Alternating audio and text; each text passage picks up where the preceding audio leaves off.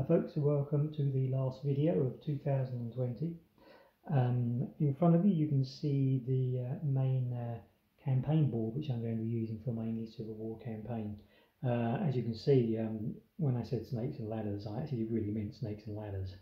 This plays just like snakes and ladders. The idea comes from Peter, who's an Australian-based wargamer, and you'll find this on his blog. I can't work out how to put a link on my videos because I film and edit all my stuff on my mobile phone. So I've just done it the old-fashioned way. Here is Peter's blog address. So it's gridbasedwargaming.blogspot.com, and on that you'll find all manner of wargaming rules written by Peter, mainly under the main title of D3. It's got D3 English Civil War, American Civil War, various other periods. He's also got various other rules that he's written himself, including some science fiction stuff as well. If you're really into your English Civil War, one of the good things to look at Peter's wargaming blog is his campaign, English Civil War campaign that he did. He used his D3 rules, but he's played about 40 games. It was a map-based campaign, really brilliant fun. And as I say, there's about 40 entries to look at in his blog. So if you're really into English Civil War, that's really good fun to have a go. So yeah, so going back to the game itself, I'm using these counters, a parliamentarian, the royalist guy with a hat. So as I say, it plays pretty similar to, or if not exactly the same as Snakes and Ladders. If you land on a square that has a blue arrow, you go up. If you land on a square that has a red arrow, you go down. So what I'm going to do is going to play a quick simple game through, just to give you a taste and an idea of how it actually works. So let's say the parliamentarians go first, and they get a 4. So it's 1, 2, 3, 4. Royalists next, and they get 6. 1, 2, 3, 4, 5, 6. So they've landed on a square with a blue arrow. Read the little description, which is outmaneuver enemy, and you slide up. The royalists are already ahead of the parliamentarians. Parliamentarians next, roll a 6. Now, regardless how many numbers you roll, 1, 2, 3, 4, you land on one of the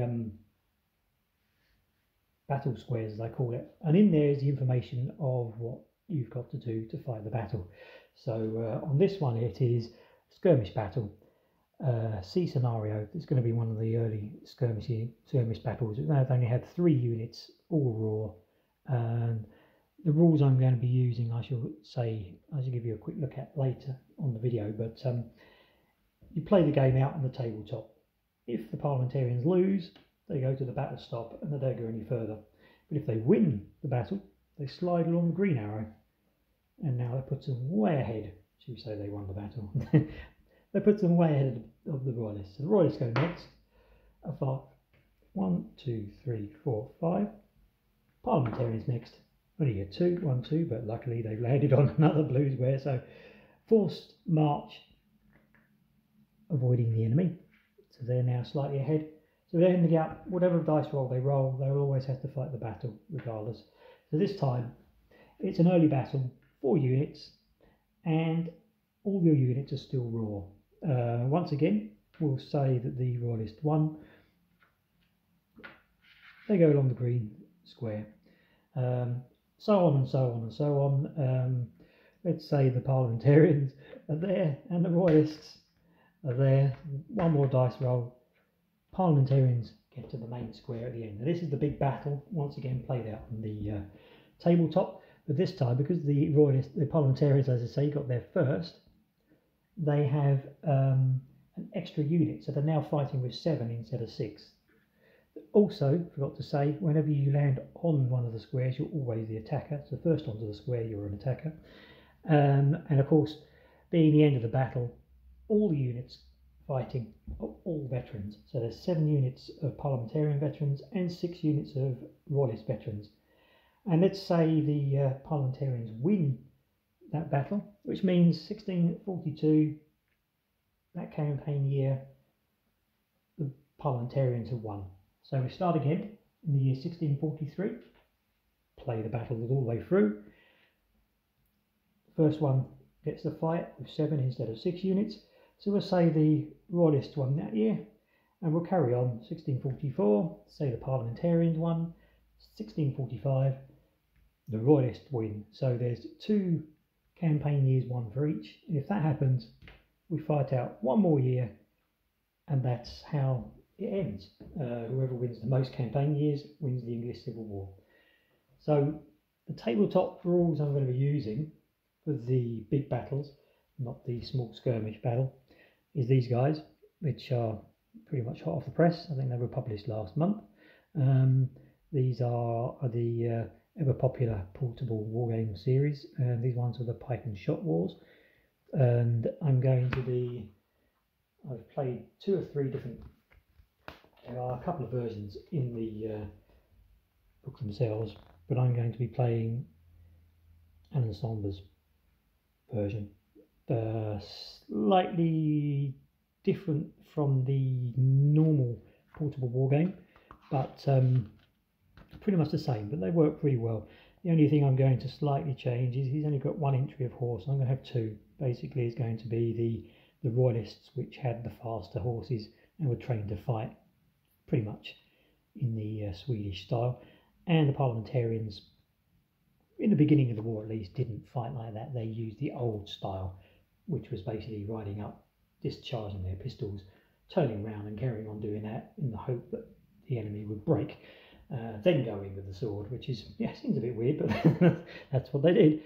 Towards the end of the war, of course, that all changed with the Royalists still remaining a good quality cavalry, but the Parliamentarians, under new management, shall we say, started to learn how to use their cavalry properly and became more than a match for the Royalist cavalry.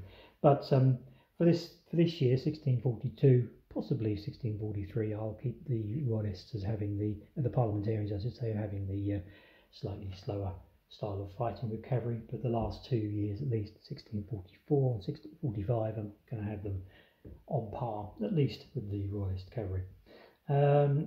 In the rules, there's also for raw and veteran troops as well, so it gives you a chance of using these for raw and veterans, because as I play the game properly in the new year, I'll show you how many percentages of veteran and raw troops there are. So that's pretty much the basic idea of what I'm going to be doing next year, and hope you've enjoyed looking at the video and watching. Maybe it's given people ideas. Do pop over to Peter's blog for Feast of All Things Wargaming, and that only leaves me to say thanks for watching my video, and it's coming up to Christmas very shortly. Have a great Christmas, everyone, and an even better New Year. Let's hope 2021 is better than this year. I'm sure it will be. So as always, bye for now and take care, everyone.